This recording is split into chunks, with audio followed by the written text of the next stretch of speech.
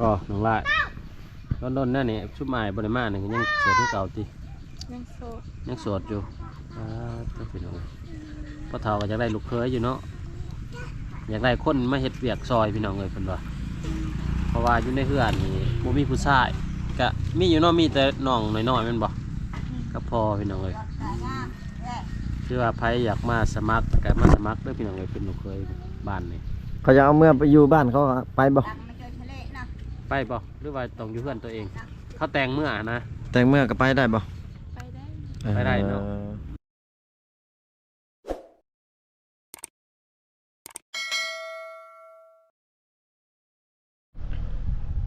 สบายดีพ่อแม่พี่น้อง FC ฝั่งลาวฝั่งไทยพี่น้องเอ้ยก็มื้อนี้ก็อยู่กับ2บ่าวผู้ไทยคือเก่านะพี่น้องเนาะมื้อนี้บ่าวผู้ไทยได้เดินทางมาหาสาวๆพี่น้องเอ้ยมื้อนี้ทางทีมงานบ่าวไก่และก็บ่าวเทนมาพี่น้องเอ้ยเดินทางมาหาน้องสาวลานพี่น้องตอนนี้ก็อยู่ที่บ้านของน้องสาวลานแล้วพี่น้องเอ้ยเพราะว่าอากาศก็หนาวพี่น้องเอ้ยเนาะสังเกตบ่าวผู้ไทยใส่เสื้อนี่พี่น้องเอ้ยก็ฮู้ได้ว่าหนาวสบายน้องพี่น้องเนาะแต่ว่าอยู่ในเขตชนบทนี่เขาเจ้าหนาวเขาเจ้าจะฟิงไฟพี่น้องเอ้ยจะแต่ละเฮือนนี่จะฟิงไฟเบิดเนาะเขาเจ้าจะบ่คือเฮาใส่เสื้อแบบหนาๆเด้อพี่น้องเอ้ยเขาเจ้าจะแบบฟิงไฟเนาะพี่น้องเอ้ยเบิ่งสังเกตเบิ่งเฮือนหลังนั้นก็จะแม่นเด็กน้อยแล้วก็ผู้ใหญ่พี่น้องฟิงไฟ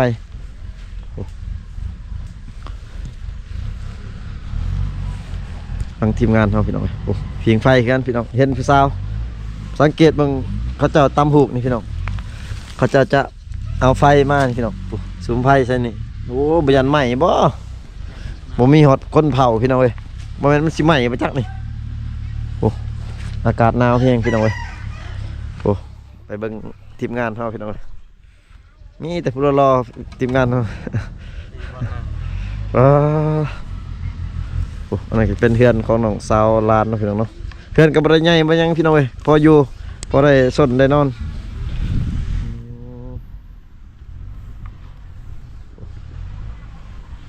ว่าสบายดีแต่งตัวรอแท้วะบาดเจ็บมาสบายดีและจะมีได้ข้าก็ว่างไม่ทำก็ว่าง3 เดือนเนี่ยบ่ได้ไปนำกันแม่นมาหาผู้สาวว่างแล้วปกติถือเซฟไปตลอดพี่น้องน้องสาวลานเพิ่นสบายดีน้องลาดสบายดีโอ้งามน้องบ่ได้เห็นรถเลยพี่น้องเอ้ยหนาวบ่น้องหนาวสูงขาวอัดลาด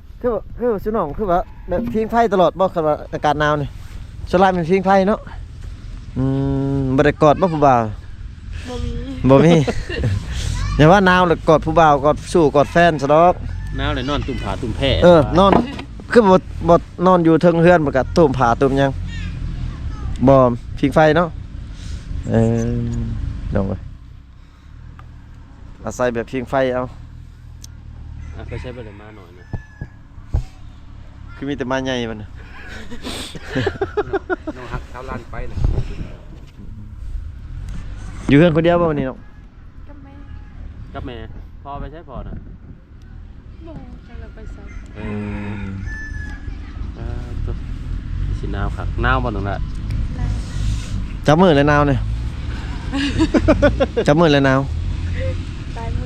ลายมือแล้วยังมาหนาวแต่เกิดพุ่นลายมือแล้วหนาวเนาะฝนไม่ได้ตกเด้อยู่บ้านเนี่ยแล้วมาฝนตกสนุกหนาวกายหรือหนาวใจเลยนี่บ่หนาวเบิด2บ่หนาวเบิดเลยหนาวเบิดทุกอย่างในห่างกายเนาะอยากได้อยู่ที่คนกอดน่ะน้องละอยากได้พี่น้องเลยรับสมัครคนกอดเด้อเพิ่นว่าหน้าหนาวแนวนี้ยังบ่ได้มีสู้บ่มีแฟนบ่น้องยังโสดอยู่บ่ตอนนี้นะโดนแล้วบ่ได้มาก็เลยถามมึงเนาะยังคือเก่ายังโสดคือเก่าจักเดือนนะครับบ่ได้มาเนี่ยโอ้เกือบเดือน1พุ่นละประมาณเดือน1เนาะคือมีเสียงรถเสียงล่างตลอดอยู่แคมทางเลยเนาะเขาแก่ยังน้องเขาแก่มันบ่แก่มันบ่ได้แก่เฮาเนาะ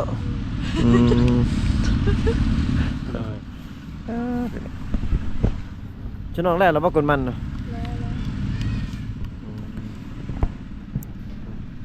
จักรถ ช่วงเป็นช่วงเก็บเกี่ยวผลผลิตพี่น้องเอ้ยเจ้าตอนนั้นเป็นมันต้นเนาะเขาได้ทางนี้เนาะ แม่นอยู่แคมป์ทางเพื่อนน้องกับพี่น้องเลยโอ้รถไทยตอก3-4 คัน รถไถหรือรถตอก รถตอกรถไทยก็ได้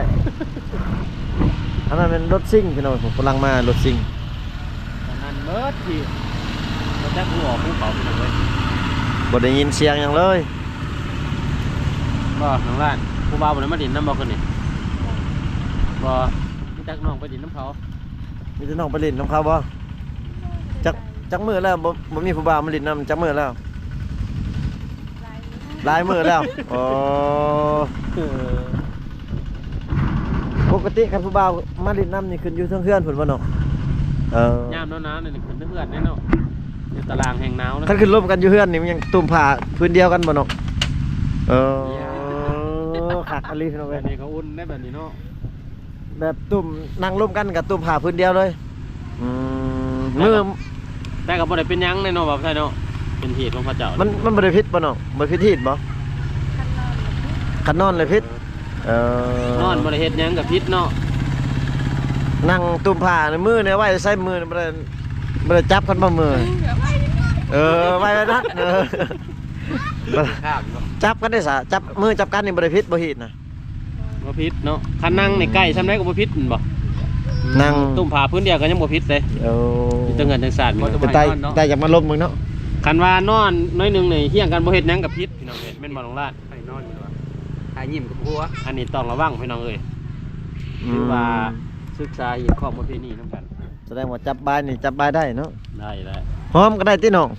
ได้ เอ้ยว่าไปตาจังมานี่พี่น้องเว้ยถ้า FC ท่านใดได้มานี่ถือว่าติดใจแน่นอนพี่น้องเว้ย ผู้ที่เป็นลูกเคยบ้านนี่เลยแหละ พ่อแม่อยากได้อยู่ที่ลูกเคยน่ะ เล็กได้ ยังอยากได้เนาะเพราะว่าน้องก็เป็นลูกสาวกกพี่น้องก็คือเฮาบ้านเนี่ยยังบ่มีคนมาจับมาจองเพิ่นว่าค่ารองก็บ่แพง5 ล้านบ่ถ้าได้ค่ารองน่ะ จักล้านก็ขอดองน้องนะน้องว่าตอนนั้น 30 30 ล้าน 30 ล้านกีบพี่น้องเอ้ย 30 ล้าน 50,000 บาทนี่แหละถือว่าคันว่าเพิ่นว่าคือพอเพิ่นว่าตอนนั้นคันว่าบ่มีถ้วยมีหม้อนี่แม่น50 ล้านเนาะ แม่น เพื่อว่าเขาเจ้าสิไปซื้อหม้อซื้อถ้วยซื้อหัวซื้อควายนี่พี่น้องเอ้ย หลายแนวซื้อ แต่ว่ามีครบแล้วก็มีแต่โป้งคารองแล้ว30 30ล้าน กีบบ่มีหยังเหินบ่มีค่ำเนาะที่ แม่น เขา แม่ เจ้าน เนาะ บ่มีคำบ่มีทอง อืม คันว่าบ่มีคันว่า FC ท่านใดบ่มานี่สิให้ทีมงานเฮาแล้วบ่าวแทนมาเพิ่นก็ยังโสดอยู่พี่น้องเว้ย บ่าวแทนมาเพิ่นก็นั่งงุ่มอยู่เพิ่นก็นั่งถ่ายรูปถ่ายห้อยอยู่พี่น้องเว้ย นั่งยิ้มเปื่อยๆพี่น้องเอ้ย ถ้าท่านใดสนใจก็มีแต่มาหาได้พี่น้องหรือว่าทักแชทลมกับน้องก็ได้ Facebook ว่าหยังวะ Facebook Facebook ว่าไว้ปลดว่า Facebook น้องซื้อได้ก็ Facebook น้องนะลืมเลยฮะโสด โสดพี่น้อง ตัวลาวบ่น้องว่าดังๆเนี่ยน้องไอ้บ่ได้ยินบ่ได้ไอ้ยังบ่ได้แย่ฮู้มาแต่เช้านี่ ใช้หูเทียม เฟซบุ๊กน้องโสดพี่น้องเอ้ยน้องลาดสาวมังกรโตลาวเนาะแม่นบ่น้องลาดเห็นผู้งามๆนี่ล่ะยืนอยู่หน้าโปรไฟล์คือเขาว่า น้องอันนั้นน้องเคยมีแฟนบ่น้องเคยมีอยู่บ่หรือว่าบ่เคยมีเลย บ่เคย บ่เคย บ่เคย ยังบ่เคยเลยบ่ อืม บ่ว่ายังบ่เคย ตั้งแต่เกิดจนฮอด16 ปีแล้ว15น้องลา แสดงว่าโสดมาใน16 ปี 15อยากเข้า16แล้วอาญาเพิ่นมันชวนเด้ออย่าเด้อ บ่ได้ยินเนาะ สัญญาณเพิ่นบ่ดีปานใด สัญญาณแบบหลัก7บ่หรือว่าหลักนะถ้าสัญญาณหลัก9นี่คือจะได้ยินนะ หลายปีแล้วได้ประมาณ80เนาะ แน่ จนสัญญาณขาดหายพี่น้องเอ้ย โอ้เด็กน้อยเขาจะก็เหนียวเบิ่งพี่น้องน้องกินข้าวเช้าแล้วบ่นี่กินกับหยังน้อง ได้หันยัง แจ่วมักพริกโอ้กินแจ่วมักพริก แซ่บบ่แซ่บบ่แซ่บหักกินเนาะ ขนาดกินแจ่วยังงามน้องเนาะ การกินซีนกินปลานี่ป้าตัวพี่น้องเอ้ย เฉพาะดอกศพจนแดงกินแจ่วมักพริกเนาะเพิ่นกินปลากินหยัง มันเผ็ดเนาะ มันเผ็ด เผ็ เด้ ดจนซบแดงพี่น้องเอ้ย น้องท่าสติ๊กบ่ได้น้องกินใจบอกเพชรหลายศพ พลาสติก พลาสติกแสดงว่าน้องก็ได้ใช้แบบลิปสติกอยู่เนาะ กับตกแต่งหน่อยนึง แบบบ่ได้เสริมบ่ได้แต่งลาย มีแต่อีหยังเขินท่าสติ๊กพี่น้องเอ้ยท่าอีหยังท่าหน้าท่าตาหน่อยนึงก็ให้แบบงามๆกัน โอ้มาหน่อยนี่ก็ มาไปมาหนองบ่ งามคือน้องเนาะงามคือกันเนาะตาแพงกันเนาะมาหน่อยนี่เนาะ จะได้น้องลาดแล้วบ่เลยบ่เวียกงานนะแล้วบ่เลยน้องว่าเสียหญ้ายังเสียหญ้ามันต้นบ่ เป็นยังมันตก มันยังมันยาวเลยปลูกแต่เฮิงเหรอบ่ พวกแต่เดือนได้น้องเดือนเก่าบ่ได้บ่เดือนเก่าเดือน10บ่ฮู้ บ่จักเดือนเลยเนาะพูดแต่ว่าก้นแล้ววางเวียกแล้วปลูก แบบสนองกลมันนี่กลแรกก็ปลูกเลยบ่ได้ไทยบ่น้องบ่ได้ไทยบ่หรือว่าขุดปลูก ส่วนหนึ่งเราไทยแล้ว น้องจมมุ่นบ่เด้อน้องเบา น้องกินข้าวคือว่าบ่ค่อยน้องบ่สบายใจบ่น้อง เจ้าว่าบ่มีแห้ง ยันว่ากินข้าวกับแจ่วแล้วบ่มีแห้งว่าแห้งๆเบิ่งดูเอาจนอ้ายตื่นจนอ้ายสะดุ้งมื้อนี้โลดว่าแห้ง คันลักษณะแบบเขาว่าจังได๋แบบคนเว้าคอยนี่เขาว่าคนหายบ่เป็นนะน้องหายเป็นอยู่บ่ เกรงใจบ่ น้องหายเป็นอยู่บ่น้องเป็น เป็นอยู่ บ่น้องหายนี่ดังบ่น้องว่าเออ ห้องเอาเลยเนาะ ที่ว่าหายบ่เป็นคนเว้าคอยพี่น้องเอ้ย มื้อนี้บ่ได้ไปไสบ่น้องพาจุอ้ายไปเลาะแถวแคมป์เซได้บ่ ไปหาปู หาปูหาปลาได้บ่จุอ้ายสิเบิ่งแบบวิถีชีวิตของน้อง เป็นตาหนาวอยู่ได้แบบไทย บ่หยอกน้องพี่น้องเอ้ยอากาศหนาวไปบ่ได้ดอกพี่น้องเอ้ย ไปใช้บ่ได้ แน่ นอกจากเราเลาะแถวเฮือนแถวสานนี่นะพี่น้องเอ้ย เลาะแถวเฮือนแถวซ่านมีเข้าห้องตูมผ้าทั้งเดียวนะ แบบน้องเว้าเนาะส่วนหลายเข้ามาดินเนี่ยประมาณจักมุ่งให้เข้ามาดินเนี่ยเลิกบ่ เป็นมอง อันน่ะบัดอันเขาขึ้นมากเล่นกันตอนกลางเว้นก็ได้บ่น้องผู้บ่าวขึ้นมาขึ้นเล่นได้บ่กลางเว้นก็ได้บ่ ได้ เฮา ไปกังเวน บ่ลองขึ้นไปลมเบิ่งอยู่ในห้องอยู่นั่นบ่ได้บ่ ขึ้นกลางเว้นขึ้นก็ขึ้นเฮ็ดหยังบ่เขาบ่สู้มาที่กลางเว้นเนาะผู้บ่าวเนาะโอ้ มีแต่เฮาได้มาบ่กัน มีแต่เฮานี่มา บ่ลองทดสอบเบิ่งจักมือ แล้วแนวแถวนี่เขตชนบทเฮาส่วนหลายอาศัยคิงไฟคือว่าพี่น้องเอ้ยพอได้เป็นอายอุ่นในห่างกายอันที่ว่ากอดผู้บอกผู้บ่าวก่อนชู้กอดแฟนก็บ่มีเพิ่นว่า บ่น้องอันสมมุติว่ามีแฟนมีสู้มีแฟนก็ยังพิงไพ่บ่คิดว่าแบบถ้ามีคู่มีแฟนบ่ได้พิงไพ่ ตุ้มพาตลอดเนาะ ตุ่มผ้าบ่แม่นบ่ได้พิงคือเก่าบ่น้องตายแล้วพี่น้องเห็นได้พิงไฟตลอดแสดงว่ายามหนาวต้องหาฟืนหลายๆพี่น้อง พระเจ้าส่วนหลายเกี่ยมไว้ด้วยในเมืองไทย แม่ ฮอน ดสิฮอดหน้าหนาวนี่เกี่ยมไว้เอามาเพื่อคิงเพื่อหยังนี่ล่ะพี่น้องเอ้ย ไปเอาใช้ฟืนน้องอยู่ให้บ่ไผไปเอาน้องบ่ไปเอาดูให้ แม่ค่ะ น้องบ่ได้ไปเอาบ่มีแต่แม่ไปเอาน้องจะบ่นี่ทางหลังนี่บ่แม่น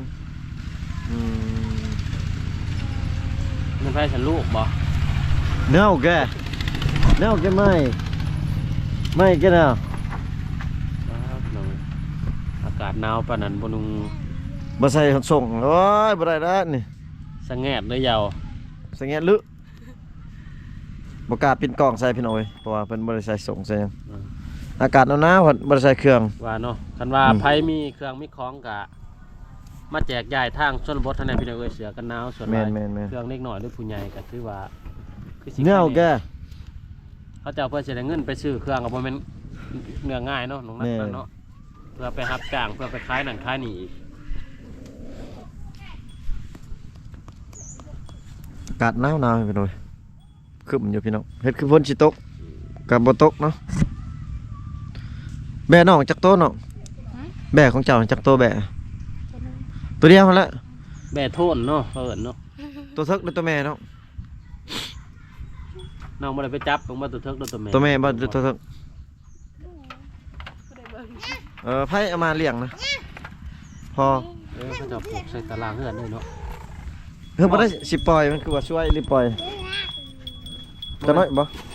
11 โมงมาจักปล่อยพอดี3 โมงก็เอาขึ้นมาอีกเพราะว่า อืม บ่มีเวลาหดกินหญ้าพี่น้องเลยคือครับผูกแบ่ใส่ตารางเฮือนนี่บ่เป็นหยังเนาะคันผูกใส่เหล้าเขานี่ได้บ่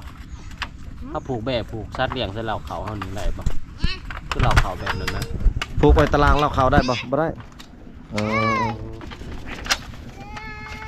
ผูกได้แต่อยู่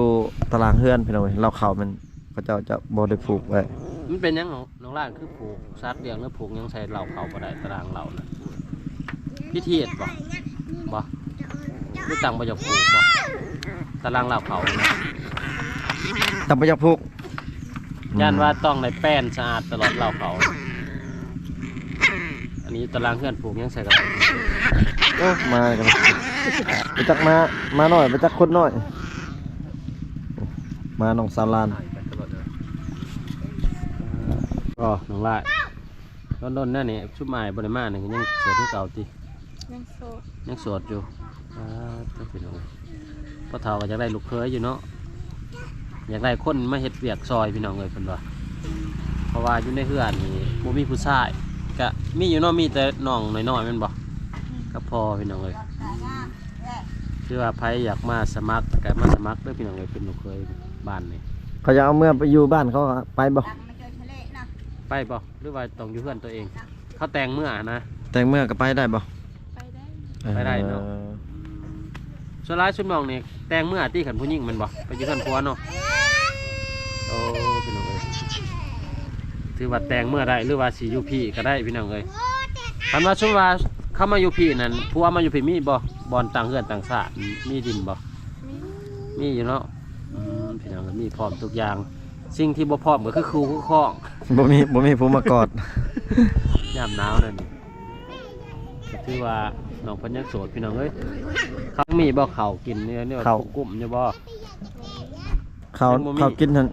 มียังมีลายอยู่บ่หรือว่าบ่ลาย บ่ละ บ่ลายเขา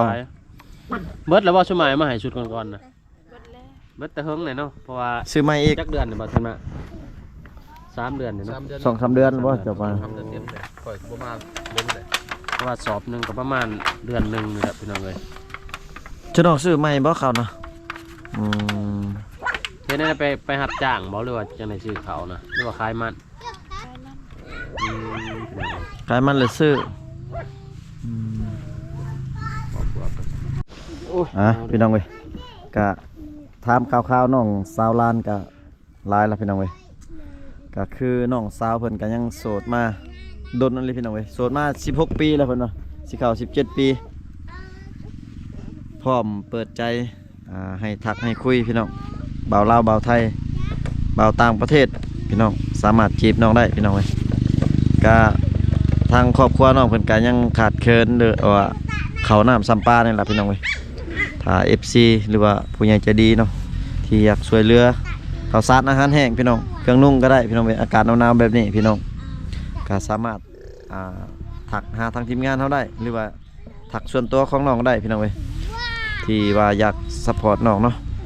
เดี๋ยวทางทีมงานเฮาสิมาเป็นสะพานบุญให้ FC ฮอดเฮือนฮอดซ่านเพิ่นพี่น้องเว้ยโอ้ย เดินเลย พี่น้องเว้ยคลิปนี้ก็บ่าวไทยสิขออนุญาตปิดไว้เพียงเท่านี้ก่อนพี่น้องเว้ยขอบใจ FC ที่เข้ามาติดตามรับชมคลิปแต่ต้นจนจบพี่น้องเว้ยอยู่ดีมีแฮงบัดสุขทุกคนพี่น้องบ๊ายบายแน่นอน